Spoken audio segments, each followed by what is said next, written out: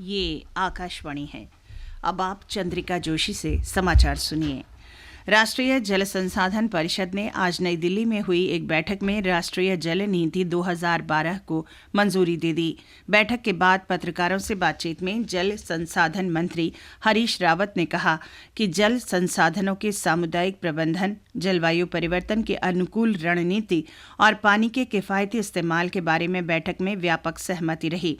श्री रावत ने कहा कि राज्यों के साथ व्यापक विचार विमर्श के बाद ही प्रस्तावित राष्ट्रीय जल संरचना कानून और नदी थाला प्रबंधन कानून का मसौदा तैयार किया जाएगा। इस बात का ध्यान रखा जाएगा कि राज्यों की शक्तियों में कटौती न हो। जल संसाधन मंत्री ने परिषद की अगली बैठक में जल आवंटन के बारे में राष्ट्रीय नीति दिशा निर्देशों पर विचार करने का भी प्रस्ताव किया। परिषद की इस बैठक में कई मुख्यमंत्रियों, केंद्रीय मंत्रियों और राज्यों के मंत्रियों ने हिस्सा लिया। इससे पहले प्रधानमंत्री डॉक्टर मनमोहन सिंह ने अपने उद्घाटन भाषण में सीमित जल संसाधनों के विवेकपूर्ण प्रबंधन का आह्वान किया। उन्होंने कहा कि पानी की कमी से भविष्य में सामाजिक आर्थिक विकास में रुकावट आ सकती है।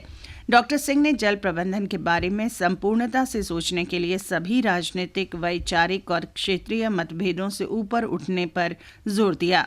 उन्होंने कहा कि भूजल के दुरुपयोग को कम करने के लिए कई कदम उठाने जरूरी हैं, जिसके लिए बिजली के इस्तेमाल पर नियंत्रण लगाया जा सकता है। जल प्रबंधन के राष्ट्रीय कानूनी ढांचे के बारे में प्रधानमंत्री ने कहा कि इससे हर राज्य में जल प्रबंधन से संबंधित जरूरी कानून बनाने का रास्ता साफ होगा।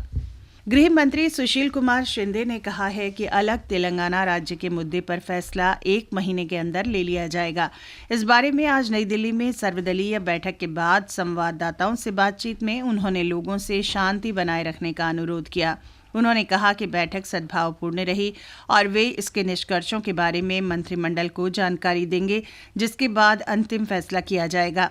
इस बैठक में कांग्रेस, भारतीय जनता पार्टी, तेलुगु देशम पार्टी, तेलंगाना राष्ट्र समिति और वाईएसआर कांग्रेस सहित 8 दलों ने भाग लिया। गुजरात में हाल के विधानसभा चुनाव के दौरान गोलीबारी की घटना के सिलसिले में भारतीय जनता पार्टी विधायक जेठा भरवाड़ को आज जिला अदालत द्वारा अग्रिम जमानत की अर्जी नामंजूर कर देने के बाद गिरफ्तार कर लिया गया।